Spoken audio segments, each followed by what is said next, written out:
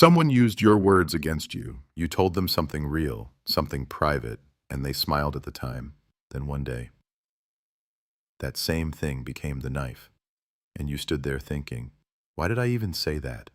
That feeling you have right now, that sick, quiet anger in your chest, that is not weakness. That is your mind finally waking up because everything they told you about being open, about being honest, about sharing builds connection, was training you to be readable, training you to be predictable, training you to be controllable. Machiavelli figured this out 500 years ago, and the people at the top of every power structure on this planet, they still live by it today. There are 7 specific things you must never share with anyone. Not your closest friend, not your partner, not your family, and by the time this video ends, you will understand exactly why the most dangerous person in any room is the one nobody can read. Stay with me. You were taught that vulnerability is strength, that opening up creates trust, that showing your wounds makes you real. Let me show you what actually happens. When you tell someone your fears, they file them away. When you share your struggles, they quietly update their opinion of you. When you confess your failures, they use it as a measuring stick every single time. Not because people are evil, but because people are human, and humans are wired for power. Whether they admit it or not, whether they know it or not, the moment you share something private, you hand that person a lever. And levers exist to be pulled. Think about the last time someone hurt you deeply. Really think about it. What did they use? They used what you told them. Your insecurities, your past, your fears, something you shared in a moment of trust. That is not betrayal. That is the cost of oversharing. And you paid it. You paid with your dignity. You paid with your position. You paid with your peace. Machiavelli wrote in The Prince, "It is better to be feared than loved if you cannot be both."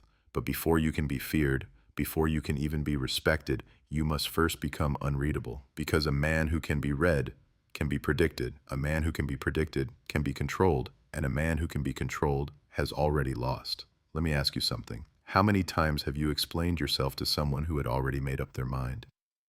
How many times have you shared your plans in excitement, only to watch that energy drain away? How many times have you confessed something real and immediately wished you hadn't? You already know the answer. This is not about becoming cold. This is not about becoming heartless. This is about becoming strategic. There is a difference between a man who shares nothing because he has nothing and a man who shares nothing because he protects everything. The first man is empty. The second man is powerful. And today, we are building the second man. Because Machiavelli didn't just study power, he studied people. He watched kings rise and fall. He watched alliances form and collapse. He watched men with everything lose it all, because they said too much. And in every case, the pattern was the same. The man who fell had handed his enemies the blueprint. He had shared what he feared. He had shared what he wanted. He had shared what he was planning. And his enemies used every single piece. This is the first lesson of Machiavellian power. Information is not neutral. Information is a weapon, and right now, most people are handing that weapon to anyone who asks, but not you, not after today. Part 2, the philosophy of strategic silence. Before we get into the 7, you need to understand the foundation. Machiavelli believed that power is not inherited, it is not given, it is manufactured through action, yes, through strategy, yes, but most importantly, through perception. What people believe about you is more powerful than what you actually are. Read that again. What people believe about you is more powerful than what you actually are. If they believe you are unshakable, you are unshakable. If they believe you are dangerous, you are dangerous. If they believe you are winning, you are winning. But the moment you open your mouth and show your reality, the illusion cracks, and cracked illusions cannot be repaired. This is why silence is not weakness. Silence is architecture. It builds walls around your mind. It creates distance between your inner world and the outside world, and that distance is the space where your power lives. Robert Greene, who studied Machiavelli deeply, wrote, "Power requires that you always be the one to give less information than the other person.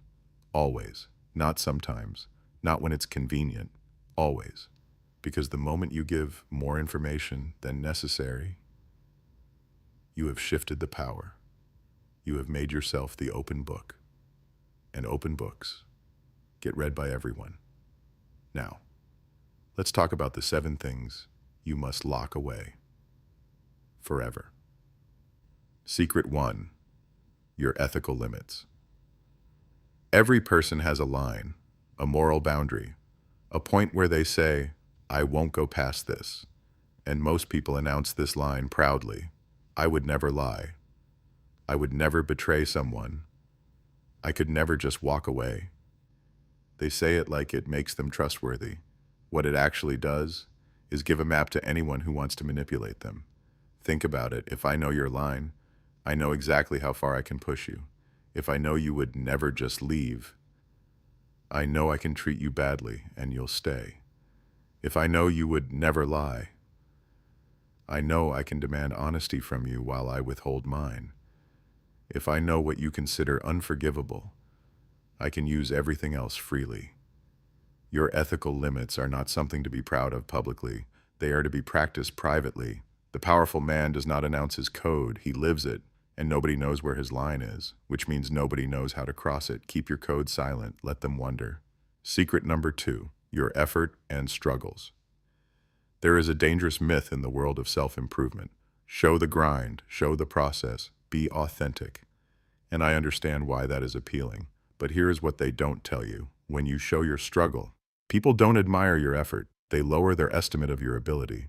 The human brain does not separate working hard from finding it difficult. When you say, I worked 16 hours on this, what the listener hears is, this was too hard for him. The masters in any field understand this. They make it look effortless, not because they don't suffer, but because suffering is private. The Renaissance sculptor Michelangelo was once asked how he carved such perfect figures from stone. He said, I simply remove everything that is not the statue. He didn't say how many years. He didn't say how many failures. He didn't say how many times his hands bled. He showed the result and left the rest to silence. Your grind belongs to you. Your 3 a.m. sessions belong to you. Your setbacks, your rejections, your doubts belong only to you. The world should only ever see the statue, never the blood on the chisel. Secret number 3, your plan B. Nothing signals lack of conviction faster than revealing your backup plan. When you walk into a negotiation with an escape route showing, the other person can feel it. When you start a venture and tell people, if this doesn't work, you have already broken your own belief in the outcome. Machiavelli studied military commanders across centuries, and the ones who burned their ships won. Not because retreat was impossible, but because everyone in the room knew there was no retreat. That energy, that absolute commitment, changes how people follow you. It changes how they believe in you. It changes how they invest in you. The moment they sense a plan B, they begin preparing one too. And suddenly, you are both already half gone. You are allowed to have a plan B. You are not allowed to announce it. Your contingency plans are strategic assets.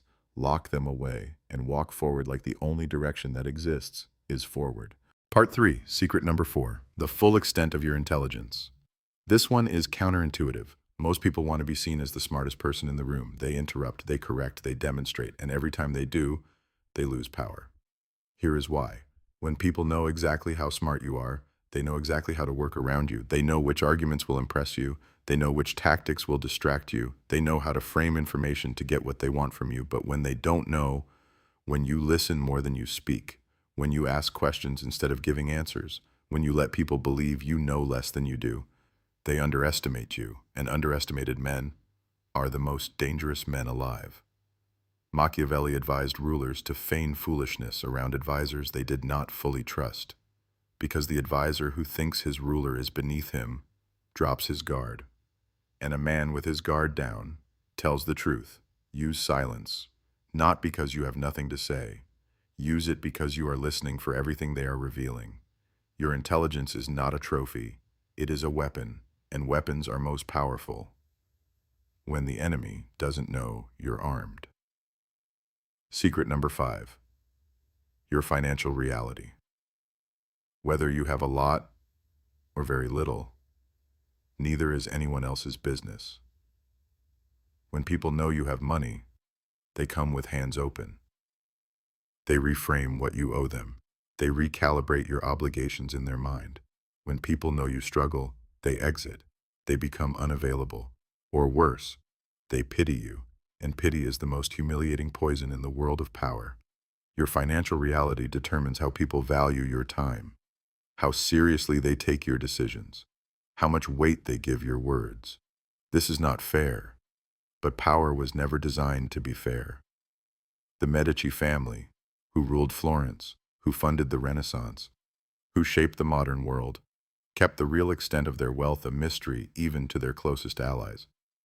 Not because they were dishonest, because they understood that known wealth invites known attacks. Your financial situation, up or down, is a state secret. Treat it accordingly. Let people assume. Let them wonder. Never confirm. Never deny. Just move. Secret number 6. Your resentments and enemies. There is a man you hate, someone who humiliated you, who betrayed you, who underestimated you, and you have spoken about this man. You've complained to a friend. You've vented. You've explained what they did. You've outlined how wrong they were, and in doing that, you gave away everything. Here is what nobody tells you about complaining. When you name your enemy, you reveal your wound. When you reveal your wound, you show the exact pressure point that breaks you, and you've handed that information to someone who will one day, in anger, in jealousy, in carelessness, use it in front of the wrong person, or use it on you. Machiavelli wrote, "Never do your enemy a small injury." The implication is deeper than it sounds. If you are going to move against someone, you move decisively, you move quietly, you move without warning. Complaining is the opposite of this. Complaining is announcing your target before you've loaded the weapon. The powerful man does not talk about his enemies. He studies them. He waits. He moves when the time is right. And nobody sees it coming. Your resentments are fuel. Keep them burning privately. Use them to build, not to vent. Because the man who vents spends his energy on words, and the man who stays silent spends his energy on winning. The deeper psychological layer, on trust. You might be thinking, but surely there is someone I can tell everything to. And I understand that need. I understand the loneliness of carrying everything silently, the weight of it, the pressure. But here is the truth that most men refuse to accept. Even the people who love you can be used against you, not because they want to hurt you, but because in a moment of anger, in a moment of insecurity, in a moment of pain, people say things they know will land, and the things that land hardest are always the things you trusted them with. This is not cynicism. This is the pattern that Machiavelli documented, that psychologists confirm, that you yourself have already experienced. It happened to you, which is why the strongest position is this. If you must confide in someone, choose one person. One. Someone whose interests align with yours. Someone who has proven their silence, not just claimed it. Someone who understands the value of discretion, not as loyalty, but as strategy. And even then, give them fragments, not the full picture, because even the most trustworthy person cannot protect something they don't know is a secret. Protect yourself, not out of fear, out of respect for your own power. Part 4, secret number 7, your future plans and grand goals. This is the most important one. Listen carefully. There is a psychological phenomenon that researchers call substitution satisfaction. When you announce a goal, your brain releases a small burst of dopamine, the same dopamine that should come from achieving the goal. So by talking about what you're going to do, you have already, in a neurological sense, partially experienced achieving it, and your drive drops. You have spent reward on words, but that is only half of the damage. The second half comes from people. When you share your biggest ambitions, something shifts in those around you.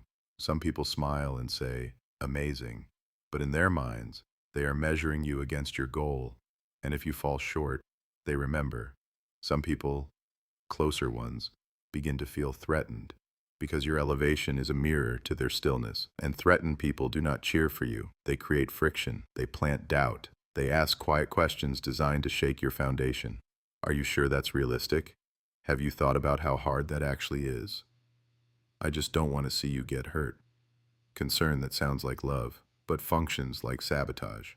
Machiavelli warned, never reveal what you are going to do until you have already done it. Because a result needs no defense. A result cannot be talked out of existence. A result cannot be doubted away. A result stands. But a plan can be killed with 3 words. That won't work. And if you heard those words at the wrong moment from the wrong person, they worked. You know they worked. So from this point forward, you build in silence, you execute in darkness, you arrive with evidence, and when they ask how you did it, you smile and say nothing. The tactical adaptation. How to appear open without being open now. I know the question forming in your mind. If I share nothing, won't people think I'm strange? Won't they distrust me? Won't I seem closed off? Valid question, because complete silence is not the strategy. The strategy is controlled openness. And it works like this. You give people something, but you choose what you give. Call it the minor confession. You share something small, real, and emotionally resonant, but strategically unimportant. Yeah, I've been tired lately, working through some things. Vague, human, true enough, but reveals nothing about your plans, nothing about your finances, nothing about your enemies, nothing about your goals. They feel like you opened up, you gave them a window with no view. This is not deception, this is curation. The same way a powerful leader chooses exactly what to say in a press conference, while the real decisions happen behind closed doors. You are the press conference, you are also the closed door. Learn to redirect questions without refusing them. What are you working on? A lot of things. What about you? Are you okay? Getting there day by day. Answers that satisfy the social requirement, that give warmth without exposure, that maintain connection without vulnerability. This is the art of the Machiavellian social player. Pause. Not cold, not rude, calibrated. The tactical adaptation. How to appear open without being open now. I know the question forming in your mind. If I share nothing, won't people think I'm strange? Won't they distrust me? Won't I seem closed off? Valid question, because complete silence is not the strategy. The strategy is controlled openness. And it works like this. You give people something, but you choose what you give. Call it the minor confession. You share something small, real, and emotionally resonant, but strategically unimportant. Yeah, I've been tired lately, working through some things. Vague, human, true enough, but reveals nothing about your plans, nothing about your finances, nothing about your enemies, nothing about your goals. They feel like you opened up, you gave them a window with no view. This is not deception, this is curation. The same way a powerful leader chooses exactly what to say in a press conference, while the real decisions happen behind closed doors. You are the press conference, you are also the closed door. Learn to redirect questions without refusing them. What are you working on? A lot of things. What about you? Are you okay? Getting there day by day. Answers that satisfy the social requirement, that give warmth without exposure, that maintain connection without vulnerability. This is the art of the Machiavellian social player. Pause. Not cold, not rude, calibrated. The identity transformation. You came into this video as someone who has been bleeding. Bleeding power, bleeding dignity, bleeding trust into hands that didn't deserve it. You shared things and got pain back. You opened up and got used. You were honest and got played, and you blamed yourself. You called yourself naive. You called yourself weak. You wondered if you were simply too much. You were not too much. You were uninstructed. Nobody taught you this game. Nobody told you that the world runs on hidden rules, that the people winning aren't winning because they are better. They are winning because they learned to protect what you were freely giving away. But that ends here. The version of you that overshared, that needed validation, that announced his plans and then wondered why they collapsed. That version of you is being buried today. Right now, in its place, is a man who understands that silence is not emptiness. It is depth. A man who understands that mystery is not coldness. It is gravity. A man who understands that restraint is not repression. It is power. You are becoming harder to read. You are becoming slower to react. You are becoming a man whose next move nobody can predict. And that unpredictability is the beginning of genuine authority, because people respect what they cannot fully understand. They orbit what they cannot fully reach. They follow what they cannot fully predict. You don't need to be loud. You don't need to be aggressive. You don't need to perform dominance. You simply need to become still, the kind of still that comes from a man who knows exactly who he is, who needs no approval from the room, who is already building something they can't see yet.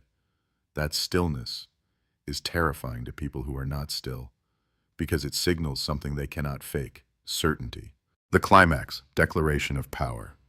Here is what the next version of your life looks like. You stop explaining yourself, not because you have nothing to say, but because your actions will say it louder. You stop sharing your wounds with people who are not surgeons. You stop announcing your elevation before you've landed. You stop performing openness to earn connection that should come naturally. You stop funding other people's understanding of you with information they will one day use against you. And instead, you build. Quietly, you move. Without announcement, you strategize. In silence, You protect, ruthlessly, your ethical code, private, your effort, invisible, your plan B, sealed, your intelligence, concealed until necessary, your finances, your business alone, your resentments, transformed into rocket fuel, your plans, executed before anyone knew they existed. This is the Machiavellian doctrine of personal power, not cruelty, not paranoia, sovereignty. The sovereign man does not need the world to understand him. He only needs the world to feel him, and they will. The moment you stop leaking, people sense the change. The moment you stop reacting, they become uncertain. The moment you stop explaining, they start paying attention. Because the man who says less means more, every single time. Machiavelli knew this 500 years ago.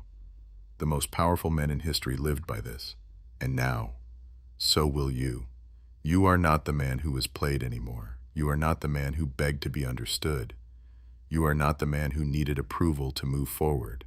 You are the man who builds in darkness and emerges with evidence. You are the man whose silence commands more respect than most men's loudest words. You are the man who cannot be read, cannot be predicted, cannot be stopped. The game has changed because you have changed. If this message reached you at the right moment, if you felt something shift inside while watching this, type the word sovereign in the comments right now. Not for me, as a declaration, to yourself, a signal that the old version of you, the one that gave too much away, is done. The silent ones will understand. And if you want to go deeper into this psychology, into the strategies that the most powerful men in history used to build unbreakable authority, subscribe, because what's coming next, you are not ready for. But you will be. Move in silence, build without permission, arrive with evidence,